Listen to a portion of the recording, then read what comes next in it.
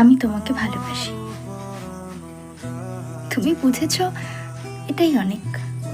তোমাকে আমার ভালোবাসতে হবে না, তোমাকে পেতেই হবে এই ভেবে আমি তোমায় ভালোবাসিনি।